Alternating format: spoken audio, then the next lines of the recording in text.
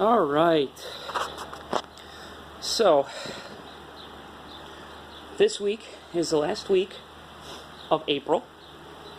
Full week of April. It's also the last week of 2016 sustainable shares. So this will be my last walk through the field for 2016 sustainable shares. Next week, I will be starting over with intros and a walk through the field, so everybody who hasn't been out here or is new can see the whole farm. Before I go any further, though,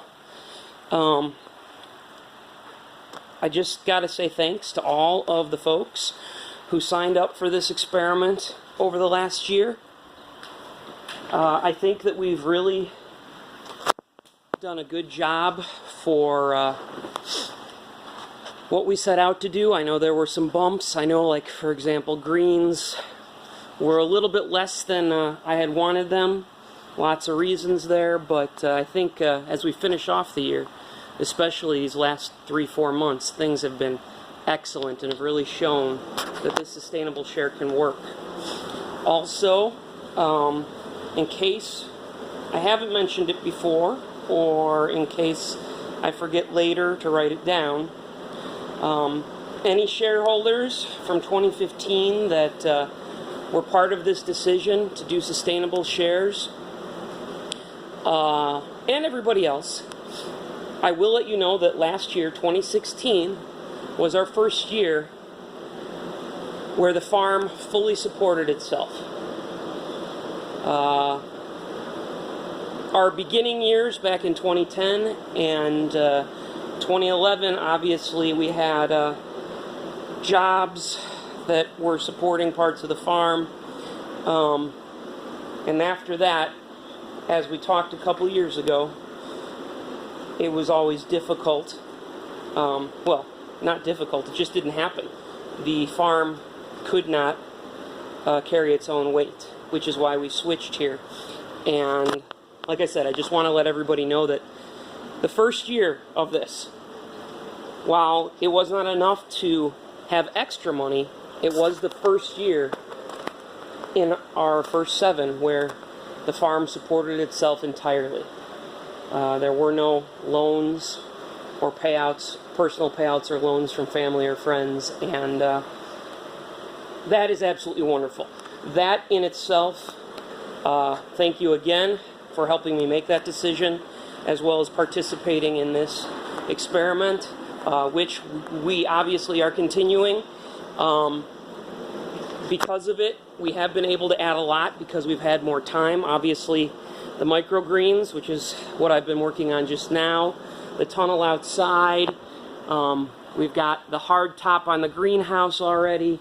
So some really good things were able to happen because of the benefit of having more free time and not having to put personal money or loans into the farm.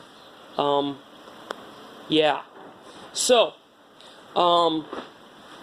like I said, next week I'm going to start over as if nobody knows what's going on, because I just feel like new people, if you haven't been paying attention, that's a good place to start. So, final week of 2016. I am in the greenhouse. I just finished harvesting. My last bit of harvesting was microgreens. These here you can see are the microgreens that will be going out next week. This is what I just harvested. Oh, that's got a little bit too much water. I'll get that out.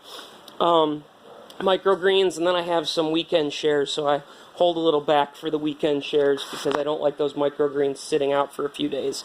On the other side here, if you're sticking around for 2017, these are your tomatoes. Gosh, a week from going in the ground in the tunnel. Please, if you're doing tomatoes, don't put them in the ground until the end of May. You never know what's going to happen with the weather, and Mother's Day is just the recommended earliest time. Don't have them get killed because of a freeze or a frost, all right? Also, you'll see here we've got dill. This is radicchio. We've got red cabbage going. What is this? of those white turnips. I've got lettuce started last week, basil, peppers. Now these are our hot peppers. Our sweet peppers are still in the inside. This is our red Russian kale for in the field. This is 3 weeks ago lettuce. And then again, for the most part, it's all tomatoes left here. So yeah, I'm going to grab our microgreens I just cut. We're going to take them up to the shop. And in the meantime, I will pause it. I'm walking, I might as well say hi to the goats. So these are our 3 mamas so far this year. We've got Dogger and Danny and Knot. They all have twins inside there, so I'll show you those in a bit. Alright, we're back over here. What do you got to say, huh? Huh? Alright, let's... Oh, kitty under my feet.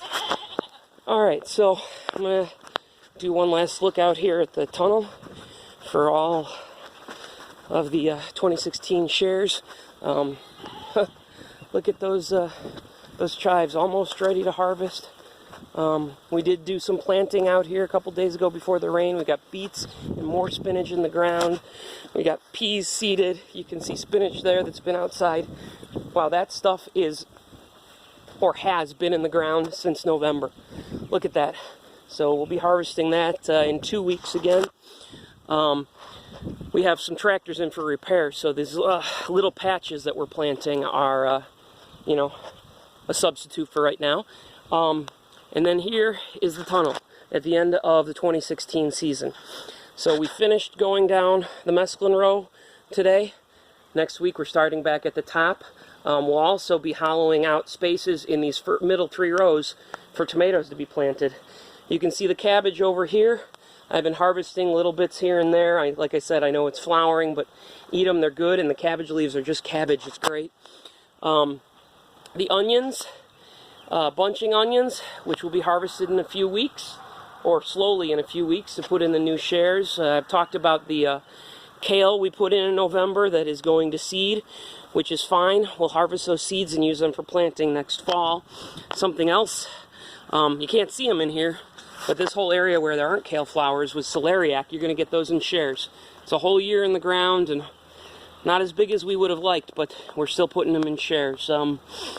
What else? We have pulled up the fabric on the tomato beds.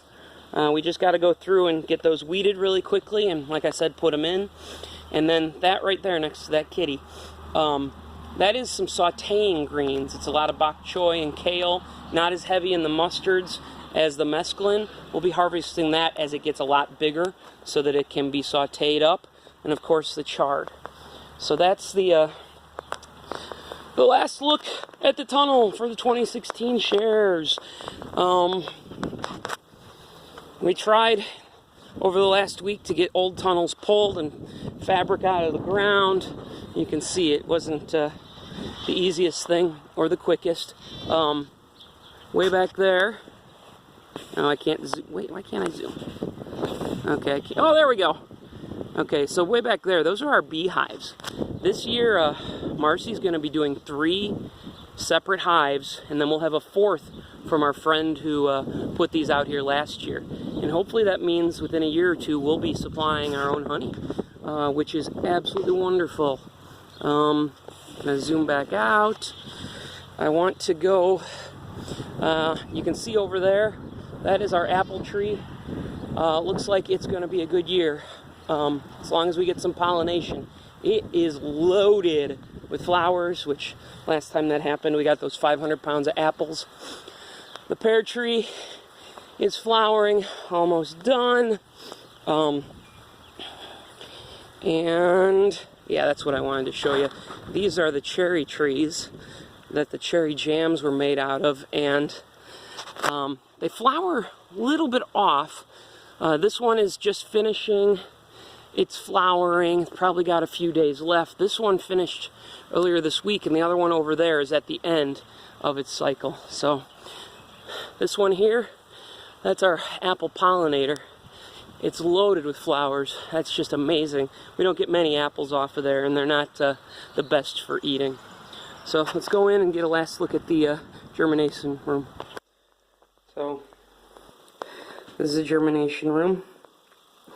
You can see it's peppers for the most part in here. Got some other stuff, got to be watered again today. Those are peppers coming up. Those are our sweet peppers. Oh, I'm all fogged up, I can't see too well. But peppers take a long time to germinate, so looks like we got some more coming up here. There we go, there's more. And there, the big things that look like grass actually are grass. It's just a seed that's dormant in the compost manure that we get from cow's mow.